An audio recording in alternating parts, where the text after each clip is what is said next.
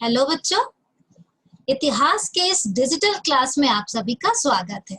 बच्चों, हम पढ़ रहे थे इतिहास, जिसमें आज हम पढ़ेंगे पाठ दो है हमारा भारत में राष्ट्रवाद। तो बच्चों, इस चैप्टर में हम भारत में राष्ट्रवाद के बारे में हमको पढ़ना है। तो इसमें हम पढ़ेंगे क्या कि यूरोप में राष्ट्रवाद के साथ राष्ट्र राज्यों का उदय हुआ। हमने आपको पिछले चैप्टर में पढ़ाया था कि फ्रांसीसी क्रांति जब हुई तो फ्रांसीसी क्रांति के साथ ही पूरे यूरोपीय राज्यों में राष्ट्रवादी भावना का विकास हुआ। तो वही राष्ट्रवादी भावना उस समय भारत में भी जो है उसका असर हो रहा था। तो जब यूरोप में राष्ट्र राज्यों का उदय हुआ तो बच्चों, एक जगह कोई चीज होती है तो उसका असर अन्य जगहों पे भी पड़ता है। तो उसी को जो है वो सारी चीजें यहाँ पर भी जो है उसका असर आ रहा था। तो उसी समय भारत में भी राष्ट्रवाद की विचारधारा का विकास हुआ। तो ये राष्ट्रवाद है क्या, पहले हम ये समझेंगे। राष्ट्रवाद मतलब राष्ट्र के प्रति प्रेम की भावना, मतलब ऐसी भावना कि हम अपने देश के बारे में ही सोचें। तो भारत में भी जो है लोगों की राष्ट्र के प्रति भावना में जो है वो बदलाव आया। लोग अपने देश के बारे में सोचने लगे और नए नए राजनीतिक प्रतीकों से, नए नए कहानियों से, कविताओं से, लेखकों, भाषणों के माध्यम से लोगों के अंदर जो है राष्ट्रवाद की भावना बलवती होने लगी। लोग जो है अपने देश के प्रति सोचने लगे और ऐसे जो है एक सामूहिक संगठन की बात आई, लोगों में एकता की भावना भी पैदा हुई। तो बच्चों, इस पाठ 2 में हम पढ़ेंगे पहला विश्व युद्ध, यानी 1914 से लेकर 1919 के टाइम तक के पीरियड का काल। तो पहला विश्व युद्ध उस समय क्या हुआ, फिर खिलाफत आंदोलन के बारे में और असहयोग आंदोलन। तो ये सारी चीजों के बारे में हम इस चैप्टर में पढ़ेंगे। तो आइए हम देखते हैं बच्चों इस चैप्टर के बारे में। हेलो बच्चों,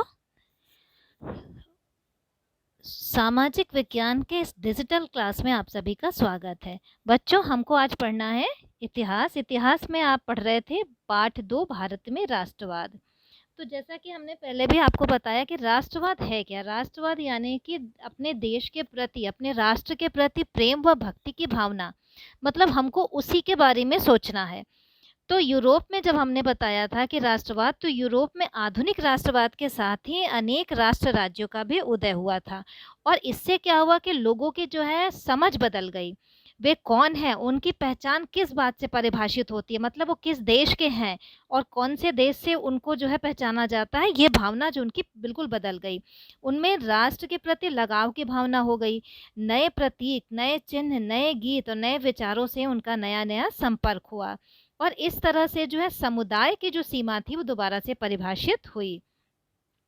तो ये जो है ज़्यादातर देशों में इस नई राष्ट्रीय पहचान का निर्माण एक लंबी प्रक्रिया के अंतर्गत हुआ। तो अब हम देखेंगे इसी तरह राष्ट्रवाद की भावना को भारत के परिप्रेक्ष्य में कि भारत में जो है राष्ट्रवाद का उदय कब और कैसे हुआ। तो जो है भारत में राष्ट्रवाद के उदय का अध्ययन हम पहले भी कर चुके हैं कि यहाँ पर 20वीं शताब्दी के पहले दशक तक की कहानी हमने उसमें पढ़ी थी। इस अध्याय में हम 1920 के दशक के जो है उसके आगे का अध्ययन करेंगे और जिसमें असहयोग आंदोलन, सविनय अवज्ञा आंदोलन के बारे में जानेंगे। हम ये देखेंगे कि कांग्रेस ने राष्ट्रीय आंदोलन को विकसित करने के लिए किस तरह के प्रयास किए और इस आंदोलन में विभिन्न सामाजिक समूहों ने किस प्रकार हिस्सा लिया और किस तरह राष्ट्रवाद ने लोगों की कल्पना को एक नई उड़ान दी। तो ये बच्चों एक चित्र बना हुआ है। ये चित्र है राष्ट्रीय आंदोलन के दौरान सड़कों पर जो है इस तरह की जो है जुलूस भारी मात्रा में निकलती थी। लोग जो है देश प्रेम की भावना इतना ज़्यादा लोगों में थी कि कहीं भी कुछ होता था, कोई भी एक नेता जो एक आवाज़ देता था तो लोग जो है तुरंत निकल पड़ते थे सड़कों पे। तो हम इसमें पढ़ेंगे पहला विश्व युद्ध, यानी 1914 में जब पहला विश्व युद्ध शुरू हुआ उस समय से लेके उसके आगे टाइम तक के पीरियड के बारे में हम बात करेंगे। उसी में हम खिलाफत आंदोलन और असहयोग आंदोलन के बारे में भी पढ़ेंगे। तो बच्चों 1919 के बाद के सालों में हम देखते हैं कि राष्ट्रीय आंदोलन जो है नए इलाकों तक फैल गया और उसमें नए सामाजिक समूह शामिल हो गए और संघर्ष की नई नई पद्धतियां आ गई। तो इसी के बारे में हम पढ़ेंगे। तो सबसे पहली बात यह है कि विश्व युद्ध ने एक नई आर्थिक और राजनैतिक स्थिति पैदा कर दी और इसके कारण रक्षा व्यय में जो है बहुत भारी इजाफा हुआ। तो हुआ क्या था कि जो है भारत एक ऐसा देश था, उस समय भारत पर जो है इंग्लैंड का अधिकार था। अंग्रेजों ने भारत पर अधिकार कर रखा था और अंग्रेज जो है एक तरह से भारत उनका उपनिवेश था। तो जब ये जो दूसरा विश्व ये पहला विश्व युद्ध जब हो रहा था, सन 1914 में शुरू हुआ, तो उसी समय इंग्लैंड भी इस विश्व युद्ध में भाग ले रहा था। तो इंग्लैंड चाहता था कि भारत भी उसमें जो है, इसमें इंग्लैंड की तरफ से लड़ाई लड़े। तो उसमें क्या हुआ कि बहुत सारे सैनिकों को जो है उसमें जाना पड़ा, तो युद्ध पे जो है खर्चे बहुत होते थे। तो इससे रक्षा व्यय में जो बढ़ोतरी हुई और युद्ध के नाम पे कर्जे लिए गए। तो इन कर्जों की पूर्ति के लिए क्या किया गया, करों में वृद्धि कर दी गई, सीमा शुल्क बढ़ा दिया गया और आयकर शुरू कर दिया गया। तो युद्ध के दौरान जब कीमतें तेजी से बढ़ने लगी, तो 1913 से 1918 के बीच कीमतें जो है, मतलब इस 13 और 18 यानी 5 साल के बीच में कीमतें दोगुनी हो गई। अब जिसका परिणाम क्या हुआ कि मुश्किलें किसकी बढ़ी, जो आम नागरिक थे, आम जनता थी। फिर गाँवों में जो है ज़बरदस्ती लोगों को पकड़-पकड़ के सिपाहियों में सिपाही की भर्ती, उनको उन ग्रामीण जो इलाके में थे, इनके लोगों को भर्ती किया जाता था, जिसका व्यापक गुस्सा इन लोगों में था। और 1918 से 19 और 1920 से 21 के टाइम पर देश के बहुत सारे हिस्सों में फसलें खराब हो गईं, जिसके कारण खाद्य पदार्थों का भारी अभाव हो गया।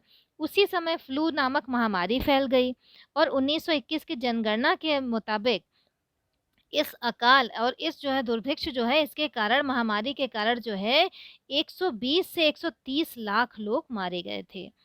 तो और उसके बाद भी लोगों को उम्मीद थी कि युद्ध खत्म होने के बाद मुसीबतें कम हो जाएँगी, लेकिन ऐसा नहीं हुआ। और इसी समय एक नया नेता सामने आया, जिसके संघर्ष करने का एक नया ढंग, एक नया तरीका था। वो नया नेता कौन था? गांधी जी। महात्मा गांधी जी थे, जिन्होंने सत्याग्रह के आधार पर जो है अपना ये आंदोलन लड़ा और लोगों को सत्याग्रह के आधार पर आंदोलन करने के लिए प्रेरित किया। अब बच्चों, सत्याग्रह क्या है? तो सत्याग्रह यानी कि सत्य के प्रति आग्रह।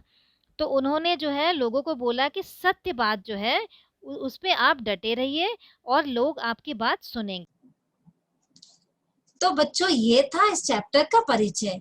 अगले वीडियो में हम इसके आगे का सत्याग्रह के बारे में पढ़ेंगे कि कब गांधी जी अफ्रीका से भारत आए और किस तरह से उन्होंने सत्याग्रह आंदोलन चलाया और लोगों के मन में देश के प्रति प्रेम की भावना का विकास किया और लोगों को देश प्रेम की भावना जगाया लोगों के मन में। तो बच्चों, आज बस इतना ही। Thank you.